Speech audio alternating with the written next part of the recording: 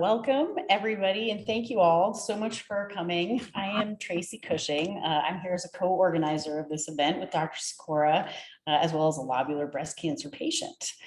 So we have three parts to our talk today. I'm going to go first, and I'll tell you a little bit more about myself in a moment, but Dr. Anthony Elias is a professor of medical oncology at the University of Colorado, holder of the Martha Cannon Deer Chair in Breast Cancer Research. He was the Associate Director for Clinical Sciences for the University of Colorado Cancer Center from 2001 to 2012, including oversight of the entire clinical trials apparatus at the Cancer Center. And he's now focusing on the role of androgen receptors in breast cancer through a DoD CTRA grant, a significant focus of collaborative translational research in breast cancer. He is the senior medical oncologist for the breast cancer and sarcoma research programs at UC Health, and he has mentored medical students, residents, fellows, doctoral and postdoctoral candidates, and junior faculty while caring for patients throughout his nearly 40 years as a medical oncologist. Dr. Sikora has been engaged in cancer research for over 20 years and has focused on lobular breast cancer for over a decade. He did his undergraduate and doctoral work at the University of Michigan and then received his postdoctoral training at the University of Pittsburgh with Dr. Steffi Osterreich, an international leader in ILC research. Matt moved to Colorado in 2011 to open his research lab at CU Anschutz, focused on lobular breast cancer, estrogen receptors, and anti-estrogen therapies. Matt is an amateur gardener, home brewer, and is happily married with 2 young children. So, my part of this talk and why I am here is to talk about the patient experience of living with lobular breast cancer. I would also just like to thank the BCCRF for the grant for putting this event on campus. And I also just should let you all know I am on the board of the Lobular Breast Cancer Alliance, an organization that I jumped into with 2 feet for advocacy. And I'll talk a little bit about that in a moment. So I'm going to tell you a little bit about my diagnostic and treatment experience, a couple of lessons that I've learned as a patient. I'll talk about getting involved with patient advocacy, and then finally, a little bit of a wish list of progress that I would like to see in ILC research. So who am I? I'm a 46-year-old wife. I'm a mom. I'm a daughter and a sister. I'm an emergency medicine physician. I'm a cyclist, a triathlete, and a vegan. I'm also a 4-time Ironman, a scuba diver, and a mountaineer. These are just a few of the things that I am, or that I was, before breast cancer. This is the last photo I have of myself, BC, as I say, before cancer. It was taken in January 2021, and 3 days later, I got the call. The lump that I felt myself, the normal mammogram, the it's probably nothing, you're too young for breast cancer, turned out to be something. It is cancer. I heard those words on January 27th, 2001, and my life has never been the same. Those are scary words. A cancer diagnosis stops your world in its tracks and then puts you on a roller coaster that you didn't ask to get on and that you can't get off. Being a physician patient is a blessing and a curse, as I'm sure the clinicians with doctor patients understand all too well.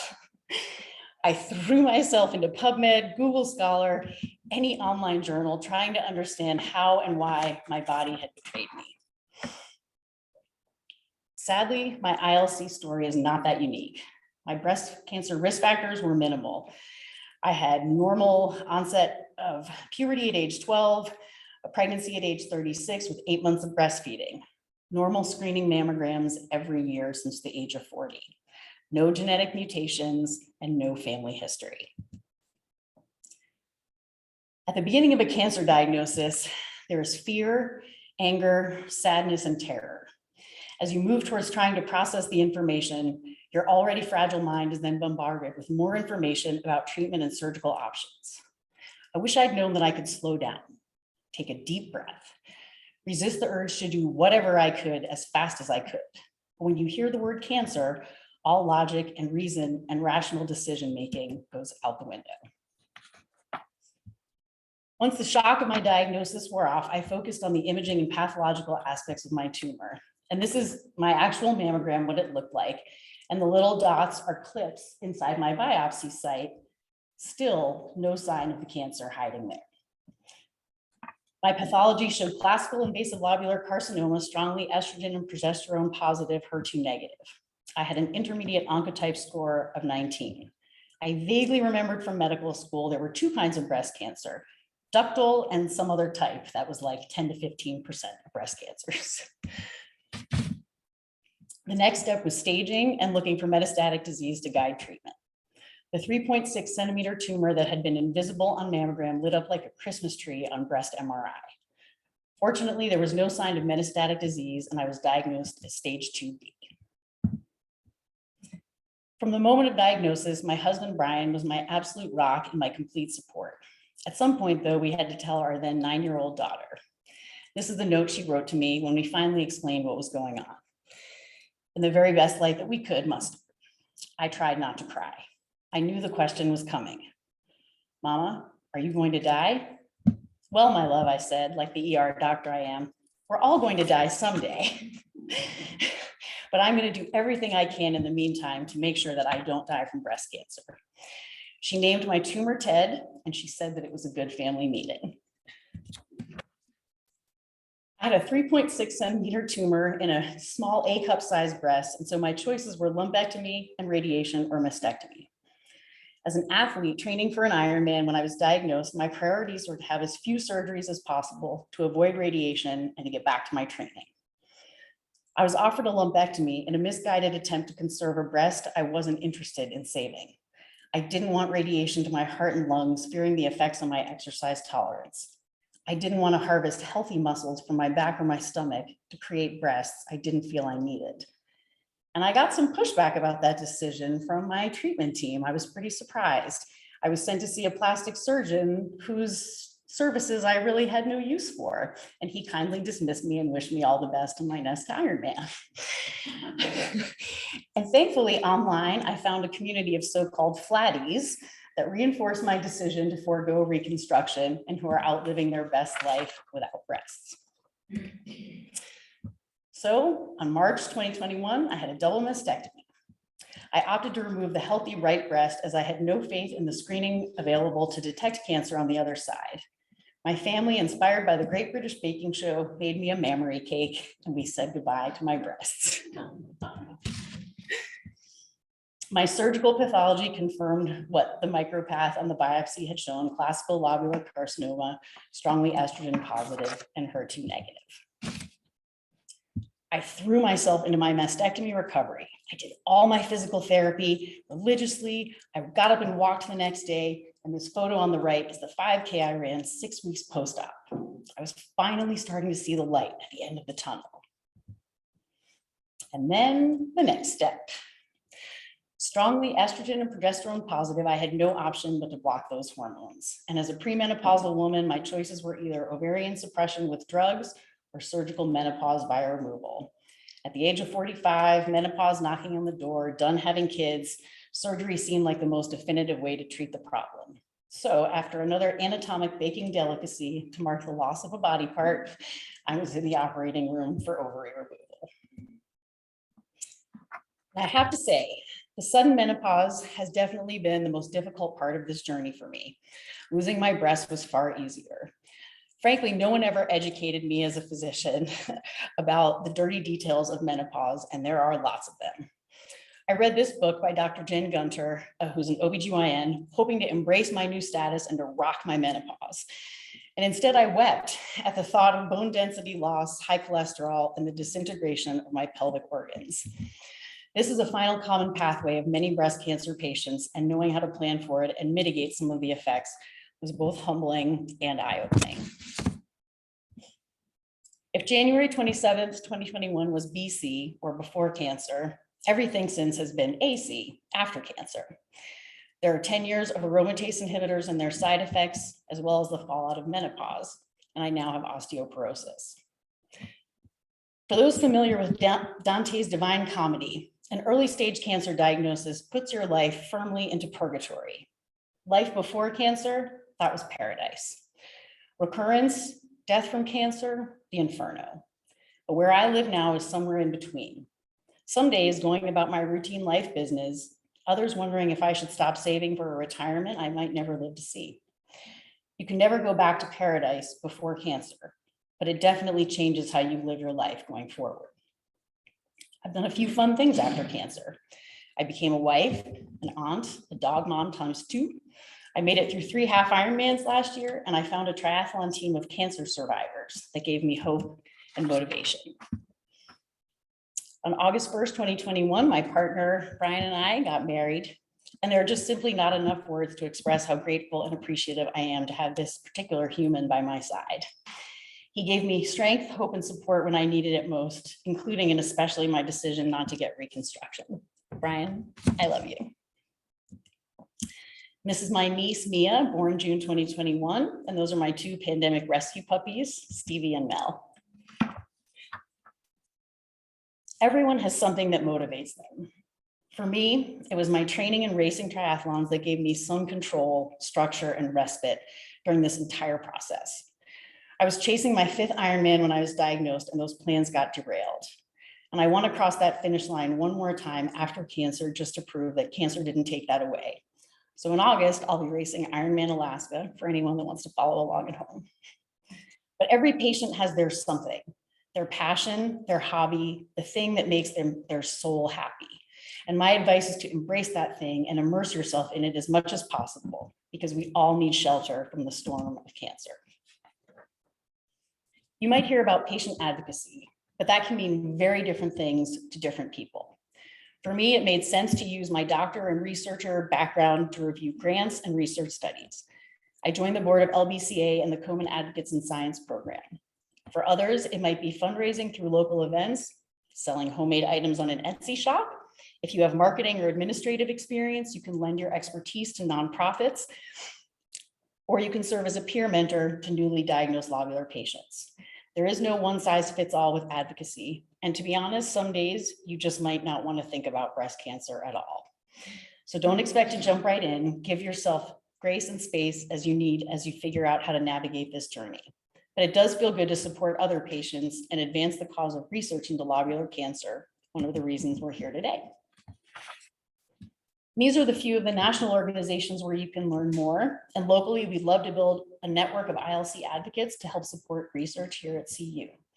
LBCA founder Lori Petiti has offered to help mentor local patients for anyone that's interested in getting involved. And then finally, a research wish list. As a patient whose screening imaging utterly failed to detect their cancer, personally, I would love to see more research into better screening tools for dense breast and for ILC. Metastasis, the holy grail of cancer. What makes rogue cells take hold and multiply? Why do ILC cells seem to do this later than IDC cells? And then mutations. I am a physician. I didn't know my cancer could come back ER/PR negative, HER2 positive, mutated from its original form. Understanding this cellular behavior can open up new areas for treatment. And so if I had my wish, this is what we'd be working on. And on that note, I'll turn it over to our clinical speakers with a special thank you to BCCRF for supporting this event, the Sikora Lab for their ILC research, LBCA for their lobular advocacy, and most importantly, my incredible husband, without whom I would not be here today.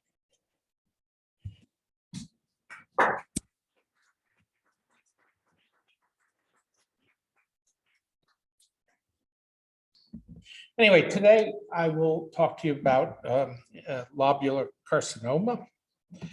I might want actually my glasses because I can see far, but I can't see near.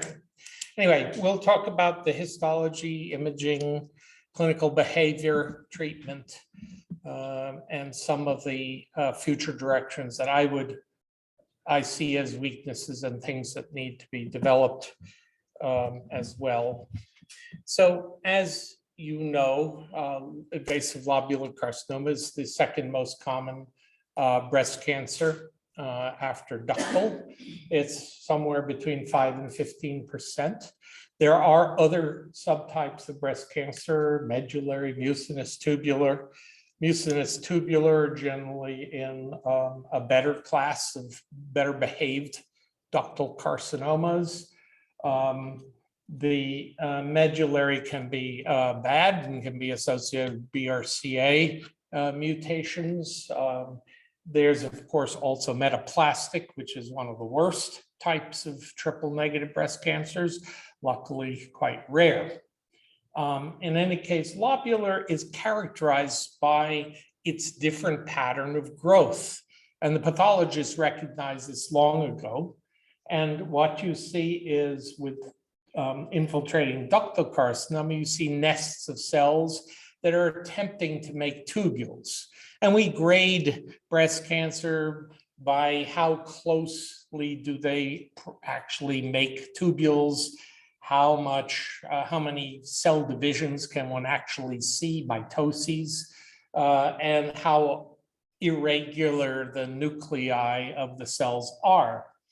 And this is probably a grade 2 ductal carcinoma, so it's clearly trying to make nuclei, but it does look a little bizarre.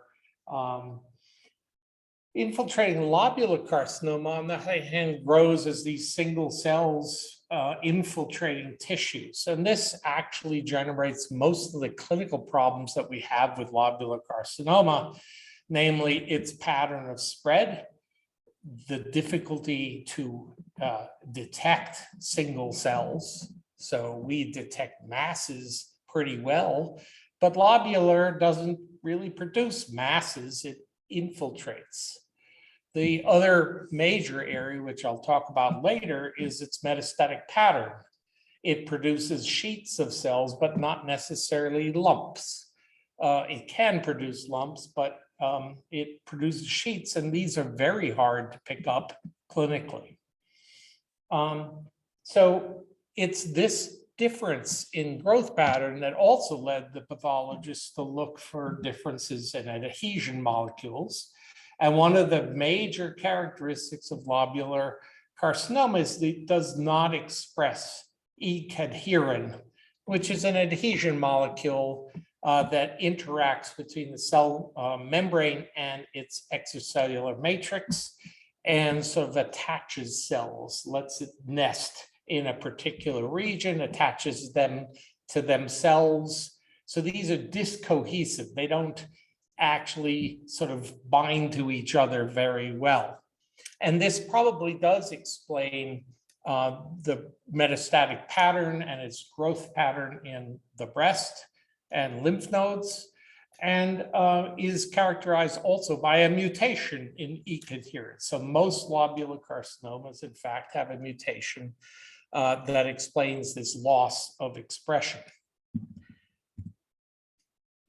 And these are mostly estrogen receptor positive. So there are sort of two types of lobular carcinomas. There's the classic type that is typically well differentiated, so-called grade 1. It doesn't produce tubules, but it has very few mitoses. So a low proliferative thrust.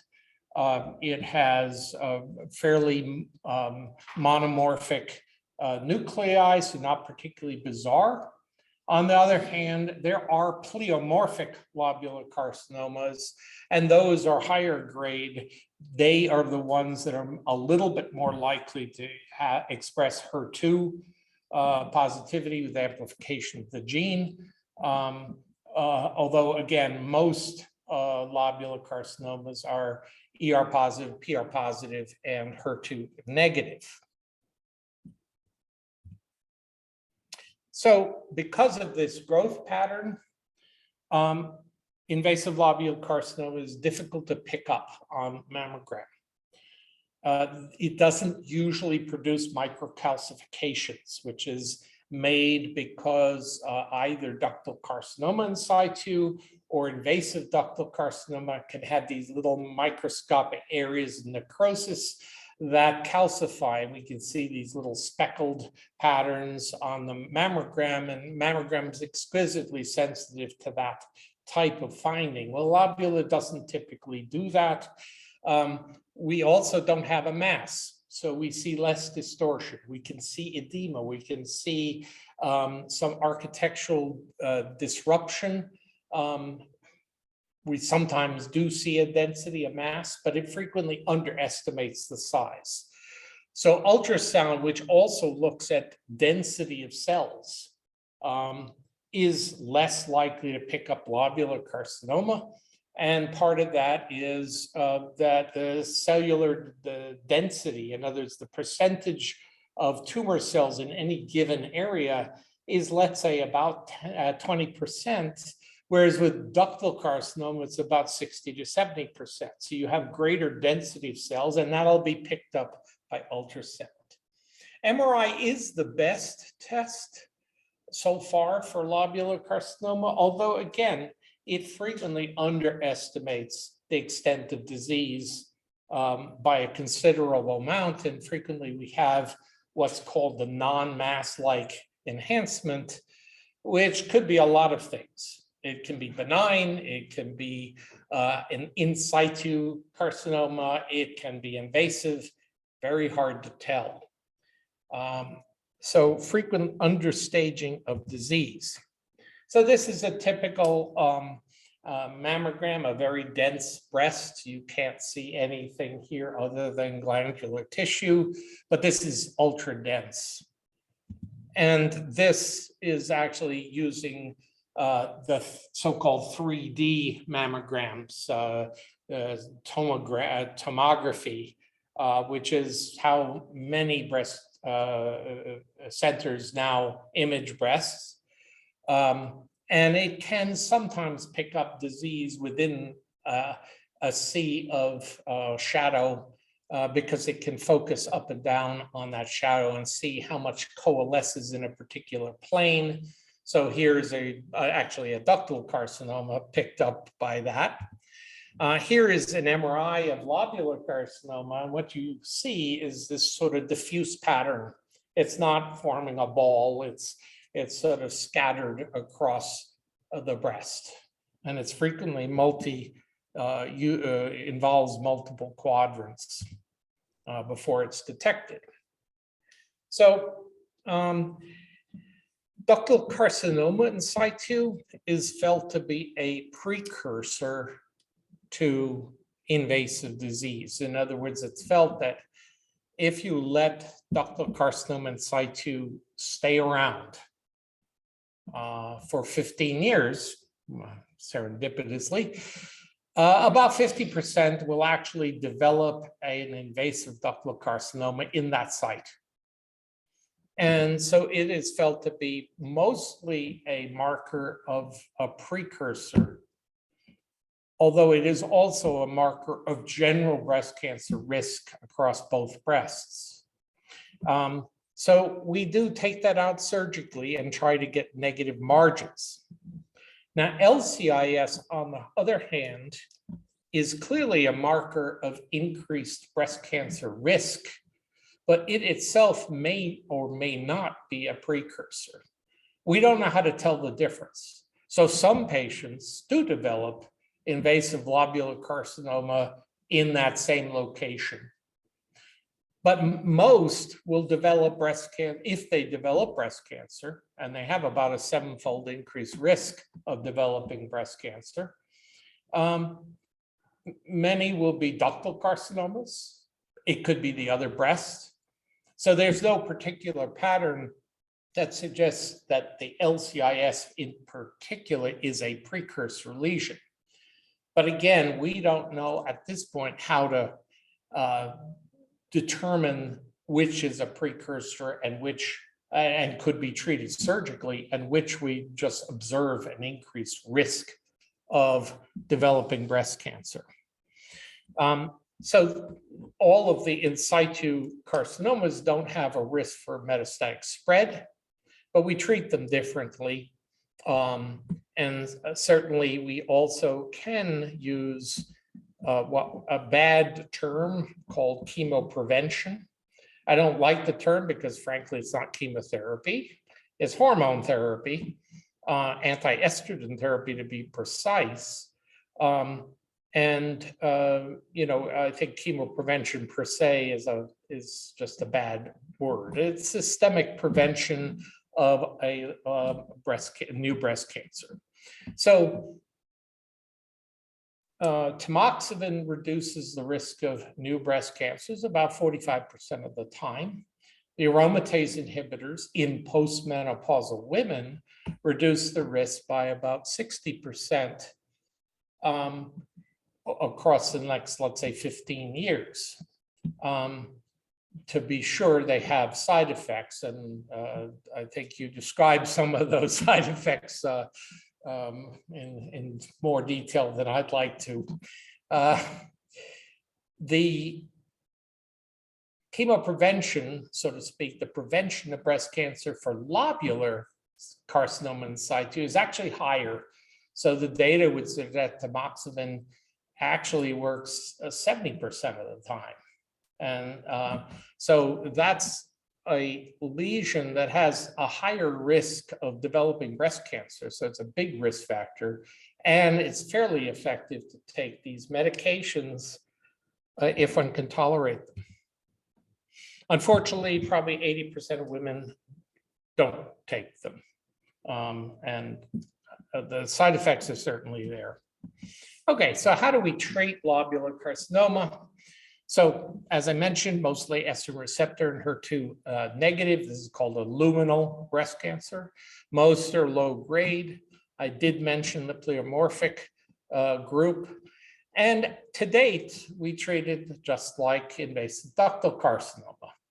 Well, that's because we don't have anything specific to invasive lobular carcinoma. In other words, they've been included in all the trials, but they are a minority. They're a small subset of the patients in any given trial. So the statistical power to determine something special about lobular carcinoma as opposed to ductal is limited. We do give endocrine therapy. It does work quite well for lobular carcinoma. We do consider chemotherapy if sufficient residual risk after accounting for the benefit of endocrine therapy. So we use predictors such as Oncotype and MammaPrint and other things. But again, do we have specific data with lobular? Not very good data. Most of you probably know something about Oncotype. The 21 gene recurrence score is basically looking at messenger RNA at the level of expression of 21 genes. 5 of them are so-called housekeeping genes to normalize the sample against other samples, and then 16 genes that largely reflect genes that we know about.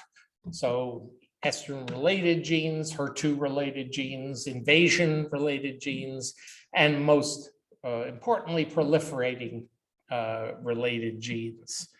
And this it is a validated, not only prognostic marker, but it's a predictive marker, meaning that if you have a low score, you probably will benefit better than average to endocrine therapy and less well than average to chemotherapy, and vice versa for high scores. Intermediate scores actually don't respond quite as well to either, possibly because they have something else going on that we're not accounting for. MammaPrint and other breast cancer index, there are multiple molecular markers one can use, and all of them have been validated as prognostic markers. In other words, you can pick out folks who have really good risk and folks who have really bad risk.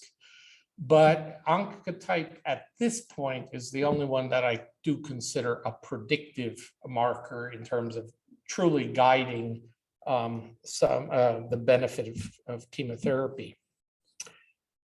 So as I mentioned, lobular carcinoma has a different pattern of spread. So bones and lymph nodes, it's about the same. These are favorite sites for breast cancer to set up shop.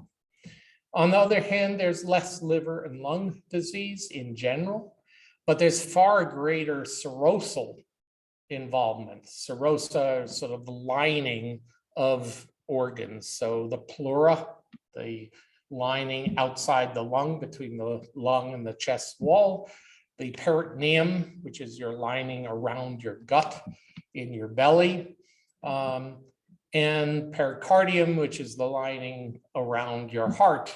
Those are all increased And it can be very sneaky in terms of it's essentially looks like ovarian cancer when one presents with ascites, fluid in the belly and abdominal problems, or it can block gut, or it can block the biliary duct and things of that nature, and very difficult to treat.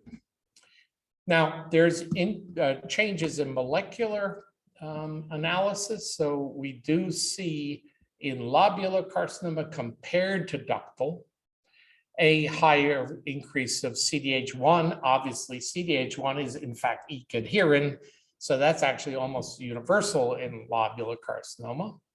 On the other hand, there's increased PI3 kinase mutations and a few others. What's I think intriguing and important is that HER2 mutations, not amplification, but actually mutations, activating mutations of HER2 are increased in metastatic lobular carcinoma. So it's rare in de novo for primary lobular, but with metastatic disease, it's up to 7%, which is a very high rate. So looking for that is important because it's targetable. Okay, so in the future, certainly I'd love to see our therapy directed against E-cadherin's mutation and loss of function, because it's got to have something to do with the ability of these cells to set up shop elsewhere and metastasize. And if we could prevent metastasis, that would be huge. The altered adhesions and metastatic spread is different. And again, we have potentially the ability to block this type of setup. Lobular carcinoma can relapse late, in decades, years 10 through 20 certainly, or even later. It's a fairly indolent type of tumor, so it can sit around for a long time. Dormancy or quiescence is something that is an active area of research. Obviously, other targets are important, and there's BCL2 and other new targets that are being developed, but again, nothing is currently being developed specifically for lobular. And I would like to see clinical trials that actually sort of have a cohort that is specifically lobular. And then prevention is important. And I think exercise and some weight loss, as little as 6 pounds for somebody who is overweight, has been shown to reduce the risk of developing breast cancer independent of the treatment that is given. Decrease in alcohol consumption. So alcohol is a little bit of a risk factor. And then, as I mentioned, endocrine therapy is helpful. So I will stop there, and I thank you for your attention. Well, thank you. My name is Dr. Sikora, and I'm really excited today to talk to you about the lobular cancer research that's going on in my lab here at CU. So today I'll talk to you about what exactly is basic or foundational cancer research and how we use basic cancer research to understand the biology behind some of the unique clinical characteristics of ILC that we just talked about. I'll touch on the state of basic research for ILC here in the United States. And I'm most excited to tell you about the ILC research going on in my lab and how we're working to address some of the wish list that Dr. Cushing and Dr. Elias just talked about. And then I'll talk about how we fund and support ILC research and how you can get involved. So basic cancer research is what develops the ideas that ultimately go on to transform clinical care. In the laboratory, we use so-called model systems to mimic cancer in the lab. And most often, these are actually cells from patient tumors that we can grow in what are essentially modified Petri dishes or flasks that you can see on the left. We grow them in incubators to maintain something like the environment they see in the human body. And then if you look at them under the microscope, the images here on the top is a cell, some cells derived from a ductal carcinoma, on the bottom from a lobular carcinoma. And you don't need a PhD in cancer biology to appreciate that these cells look very different. And we're learning that this is actually related to some of the characteristics about how they grow and spread and develop. But with these model systems, these so-called cell lines, we can test our new ideas. We can take these cells and treat them with clinically used drugs like tamoxifen. We can target genes of interest and turn them on and off. With newer technologies like CRISPR, we can break them, we can edit them, we can change them to mimic clinical mutations, or we can manipulate the environment the cells are in. We can give them different hormones. We can change their nutrient environment. And with these different experiments, we can do things like ask, what makes these cancer cells divide and multiply? We can ask, how do cancer cells adapt to and resist therapies? What allows them to invade and metastasize? And all in all, a lot of our questions are asking, what about these cells are different than the normal or healthy cells that they came from? Some advanced models beyond these cell lines are things like patient-derived xenografts. We can actually take chunks and fragments of patient tumors and then implant them into a host like a mouse. The tumor will then grow, and we can treat the host with various experimental cancer therapies and learn how that tumor as an entire tumor will respond to the therapy or resist it. And then we can take some of the things we learn from these model systems and ask questions using patient archival samples. We can study biomarkers and look how that correlates with patient clinical characteristics. All of this research together, the goal is to develop new diagnostic, new biomarkers, and new therapies. So we've been doing cancer research for decades, and it has yielded a number of key features of cancer cell biology, the so-called hallmarks of cancer. And this is kind of a central figure in the field on the left here. And this just represents a lot of the core features of cancer that are different than normal cells, things that cancer cells have to do to be cancer cells. And this includes things like sustaining their constant proliferation, changing what they metabolize, what they eat, invading the immune system. A lot of efforts now to develop so-called precision or targeted therapies are designed to block these hallmarks that are unique or at least enriched in cancer cells relative to normal cells. And targeted therapies and one great example of a targeted therapy are HER2 targeted therapies, as this blocks a specific way that many breast cancers sustain their proliferation or their growth. And precision or targeted therapies, in contrast to more conventional therapies like chemotherapy and radiation that more broadly target rapidly dividing cells, chief amongst those being cancer. Currently, the National Cancer Institute lists 43 drugs approved for breast cancer in various forms, and actually 23 of the 43 are precision or targeted therapies. And this includes our endocrine therapies, anti-HER2 targeted therapies, PARP inhibitors, or newer CDK4/6 inhibitors. But as Dr. Elias alluded to, none of these are ILC specific or were designed with ILC in mind. However, what we have learned about ILC and what we know from its clinical features, there are a lot of areas that we could go after for precision therapy through basic research, and I'll talk about a few of them. One is what I like to call lobular cancer's complicated relationship with estrogen and how this might be associated with dormancy. So we know that lobular tumors in general are exquisitely dependent on estrogen and responsive to it. Nearly all of these tumors express the protein called estrogen receptor, which is what responds to the hormone estrogen in the cell. And lobular tumors actually also have much stronger links to increased risk in response to estrogen-based hormone replacement therapy, which isn't used widely anymore, but back when it was initiated, there was a much greater increased risk of lobular in those patients. So they're clearly dependent upon estrogen and use it to fuel their growth.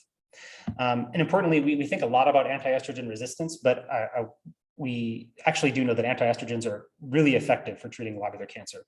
We don't have a ton of data on patients that never receive endocrine therapy. That's usually older data, but this is an example where these lines represent increased recurrence. And this particularly bad looking line is ER positive lobular when patients never receive endocrine therapy, but those that receive endocrine therapy, outcomes overall are much better. So they're estrogen driven, they're fueled by it, and they respond to endocrine therapy. But more recently, we're learning that something is happening long-term, that idea of long-term recurrence. And it tends to be in most studies at the 5 to 8 year window. So in this graph here, as the line goes up, more patients have experienced recurrence. And you can see around that 5 year mark in this study, recurrences for ER positive lobular tumors go up more than IDC. So current ideas in the field are focusing around the idea that lobular tumors may be more able to go dormant and kind of wait out anti-estrogen therapy. But we have a long way to go there. Clearly, we need more research on how estrogen receptor works in these tumors and how anti-estrogens work and don't work. Also, Dr. Elias talked a bit about the potentially more limited use of chemotherapy in lobular tumors. We know that current signatures like Anschutz DX do identify the highest risk ILC tumors, those most likely to benefit from chemotherapy. But can we do better? It's something of a square peg being smashed into a round hole, since these signatures were not developed with lobular tumors in mind. It also raises some questions about whether current chemotherapy combinations are ideal for ILC, and most of that is just because we don't have the data. Distant metastatic spread and the unique patterns that lobular cells take are at the forefront of how we're trying to consider managing ILC. And we can actually see features of how the cells metastasize differently in lab models. So this is some ductal cancer cells, similar to those cell lines I just showed you, but they're being forced to grow into conditions that cells have to go through in order to metastasize. And ductal cells in these conditions actually form little tiny tumors or lumps. And really, they're just doing their best to survive these conditions so that they would ultimately go on metastasize. Lobular cells don't do this at all. They instead form these loose aggregates, these discohesive clumps that, I mean, if you pictured it in a breast, it looks very much like how the cells grow in a breast. But rather than just trying to survive, ILC cells in these culture conditions thrive. They have no problem with these metastatic conditions at all. So clearly this loss of cell adhesion that Dr. Elias referred to, not only we think causes this, but it's causing much greater effects on cell biology than we appreciated before. And we want to know more about that. One feature that my lab is also interested in that I'll talk about more in a moment is unique metabolism. So a general feature of cancer overall is that tumors want sugar. They use it to not only supply energy, but they build the pieces they need to make more cells. And this is an example of a staining from a ductal tumor, and in brown is a particular glucose transporter that sits on the outside of cells and it sucks up sugar. And you can see that all of these cells in this image have that dark brown staining on the outside of the cell sucking in sugar. The lobular tumor, there's really no brown here. This tumor doesn't really express any of this particular transporter, and there's been a number of studies showing that lobular tumors in general soak up less sugar than ductal tumors. So what are they eating? And if we learn more about it, can we target that dependence for ILC-specific therapies? So we have a lot of avenues to pursue new therapies to learn more about lobular, but really research focused on ILC is in its infancy. And there's a few ways I can illustrate this. First, including around 150 of the most active research universities in the US, the so-called R1 institutions, including our 71 cancer centers. By my count, there are only 18 sites with active ILC research and only 7 of which have active laboratory research programs with bench basic research. And you can see that our group here in Colorado is holding down the fort for the Western United States. Research output on lobular breast cancer also is lagging behind where it needs to be. So this is a graph of annual academic publications, and this is actually a log scale, so this goes up real fast. For all breast cancer, we're around 20,000 publications a year, and this is across any type of academic publication. For a tumor type like triple negative breast cancer, the term has only been in use for about 20 years, but research on triple negative breast cancer has quickly caught up with the severity of the disease. It's about 10 to 15% of cancer and represents around 10% of research right now, and it's going up. Lobular breast cancer has never quite taken hold in the research community. And despite being 10 to 15% of cases, it's only about 0.5% of research output on breast cancer. We're just getting to about 100 publications a year that even mention lobular breast cancer. That's a problem, obviously. But this reduced research output is also reflected in research funding. Excuse me. So just one way to look at that, this is a graph of funding from the National Cancer Institute. The primary way they fund research are so-called research project grants, which is currently around $2.6 billion per year. And the good news is that over 10% of that goes to breast cancer related grants, around $280 million a year. But you can see that tiny little red sliver at the right here. That represents current funding this fiscal year for lobular breast cancer from NCI, which is only $1.4 million. So again, despite being 10 to 15% of cases, we're only seeing 0.5% of research related to breast cancer from NCI. Even with those funding limitations, my lab is eagerly forging ahead to learn more about lobular and how we can develop new therapeutic strategies. And I'll touch on a few of our active projects right now. I do want to preface this with that the preclinical studies we're doing in the lab cannot yet inform clinical care, but that's where we're trying to get. So first, my lab's bread and butter is trying to understand estrogen receptor biology in lobular cancer. And we want to use that to understand both anti-estrogen response and resistance, and then at the beginning, how lobular tumors form in the first place. And the simplest idea to think about how estrogen receptor works is that once it sees the hormone estrogen, it moves the DNA at key binding sites, at key genes, turns those genes on or off, and that goes on to drive tumor growth. Of course, the picture is a little more complicated. Estrogen receptor has to work with a number of partner proteins and molecules at the DNA to do the same job, to turn genes on and off. And my lab has been trying to understand whether or not estrogen receptor actually has unique partners in ILC that alter estrogen receptor function, that change anti-estrogen response. And the protein right now that we're most interested in is called MDC1. And in studying MDC1, we're trying to learn more about where ER and MDC1 partner together. And it's really only in lobular cells that we can see so far. So these images represent lobular cell models on top and ductal on the bottom. The blue are the cell's DNA, their nuclei, so those represent individual cells. And then each little yellow point is actually a physical interaction between ER and MDC1. So that's when the partnership is working. And you can see the lobular cells, we have these bright yellow points all over the place. They're working together in these cells, where we don't really see that in ductal cells. So it's a unique partnership that's regulating estrogen receptor function only in lobular cells. And one of my lab's goals is to target ER-MDC1 because this would be a way to specifically inhibit ILC activity for the estrogen receptor. We're also trying to understand how estrogen and estrogen receptor interact with that idea of loss of cell adhesion. So here's actually an image of what that looks like. Here, the ECadherin protein is in brown again, and you can see in these nests of ductal cancer cells, it's on the outside of all the cells. It helps them stick together. In the ductal cancer cells, so this brown staining is actually a normal breast structure that's positive, but all the lobular cells at the right here are completely negative. So they're discohesive, they're not talking to each other because they lack the ECadherin protein. We know this causes changes in how the cells grow, but we're also learning that this has much broader impacts on other cell biology. And my lab is studying whether ECadherin loss remodels estrogen receptor function, maybe by activating MDC1 that we just talked about, to ultimately allow ILC development. And one of the reasons that we're so keen to understand estrogen's role in lobular tumorigenesis is in some of this recent model data. So in this experiment, we can take those cells I showed you, those cultures, those models, and actually inject them into the mouse equivalent of the breast, their mammary gland. And in presence of low levels of estrogen, these normally aggressive cells form what looks more like a lobular carcinoma in situ. It's not invading, and it's mostly looks like a benign tumor.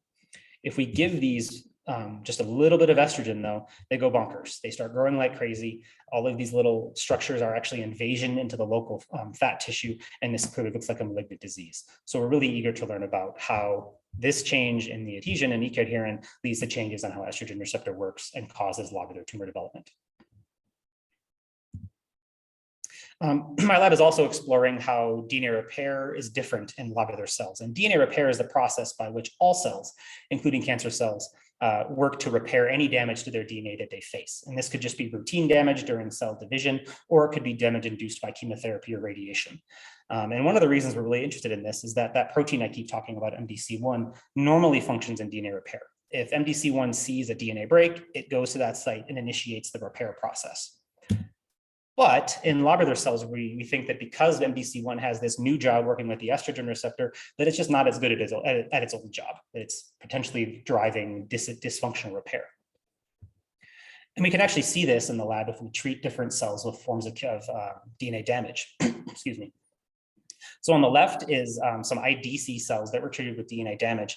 And each of these little points in their nuclei, the yellow and red dots, are sites where the machinery has come together at a damaged site to fix the damage. So that represents functional active DNA repair.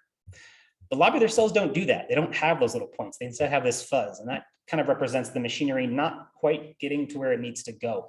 And it is a marker of dysfunctional or inefficient DNA repair. Now, importantly, dysfunctional DNA repair is associated with so-called BRCA-ness, or the phenotype or the characteristics that tumors have when they have BRCA1 or BRCA2 mutations.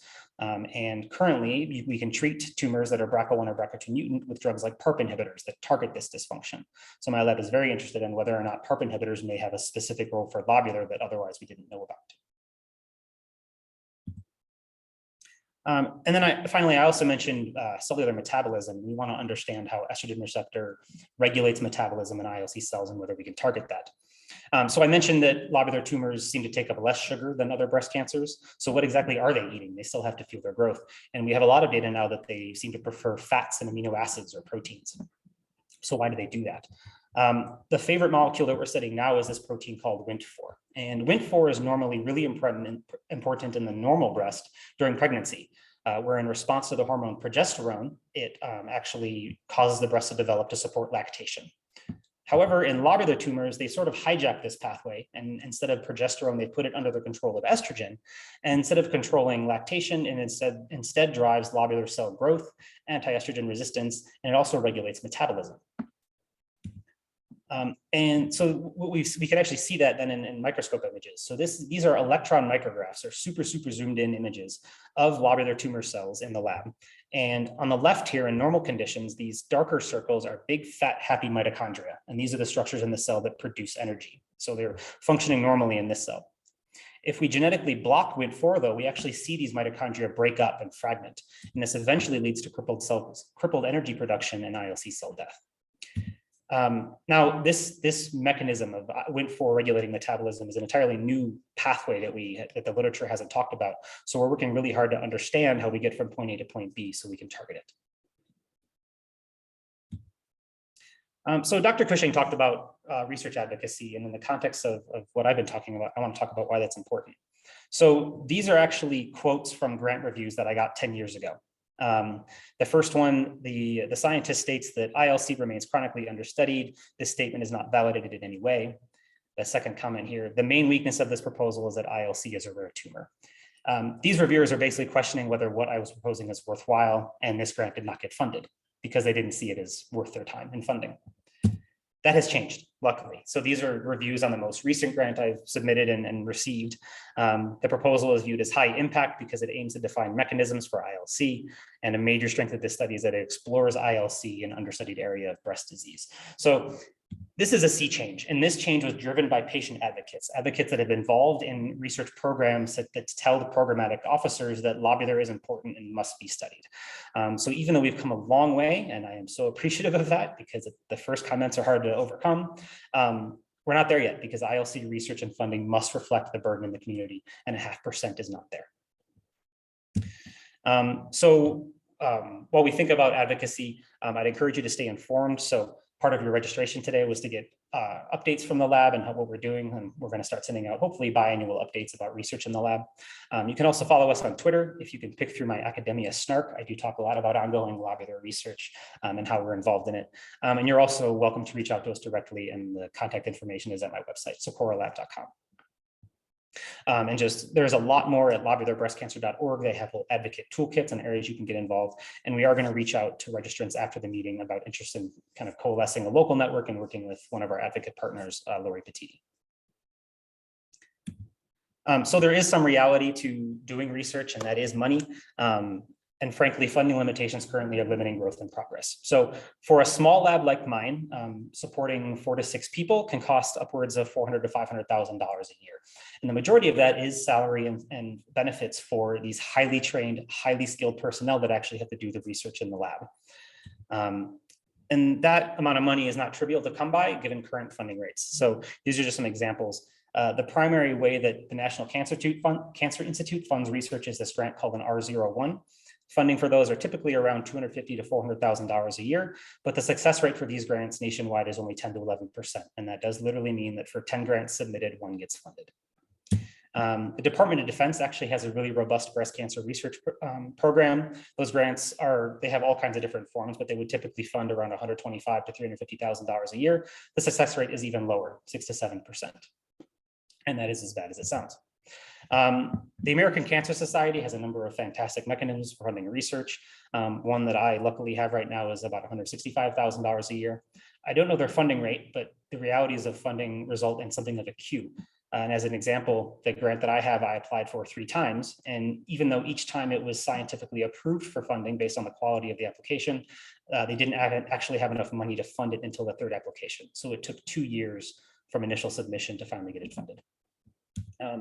I'm doing all right, though, all things considered. So in 6 years now as an independent investigator here at Anschutz, I've applied for about $16 million in funding and gotten almost 2 million, so 11.4%. So I guess I'm doing okay relative to NCI standards, but that's still not enough, frankly. And what this causes is just limited funding leads to years in peer review and revision. Like I mentioned, that grant sat in for 2 years, even though it was approved every single time. And it takes hundreds of hours to write these grants, to revise them, to resubmit them. So it just takes years between idea conception and research initiation. We do have a newer way to get involved here in Anschutz, and I'm really excited about this. Two of my advocate mentors and partners, Lee Pate and Lori Petiti, two of the co-founders of the Lobular Breast Cancer Alliance, they've been mentoring me for years in focusing our lab's research on patient outcomes, but they've also been exceedingly generous in seeding the creation of the Lobular Breast Cancer Research Fund, which is now a way that 100% of donations can go directly to lobular breast cancer research. They provided a couple quotes about the importance, and I'm still floored when I think about the fact that this exists and that they did this. But with this fund, our priorities are going to be the studies that actually move the basic cancer research to application to patients. We are going to do things like translational studies with new treatments, the experimental therapies that we develop based on our research. We also want to be able to mobilize and use the tumors we do have in our archives here at CU. We're trying to put that together now, and even though we have hundreds, it is a big logistical production to get those tumors, to get them out of storage, to sample them, and to actually do studies with them. And with those studies, we'll also be able to fund biomarker and outcome studies based on those tumor samples. And with that, I want to acknowledge that my job is just to write the grants and talk to you about science, but there are people in the lab actually doing the work. The Dr. Joe Sotnick and Maddie Shackelford are the two drivers right now. And I want to acknowledge the funding that I do have. Thank you, BCCRF, for supporting this event. American Cancer Society has been really supportive getting my new lab off the ground.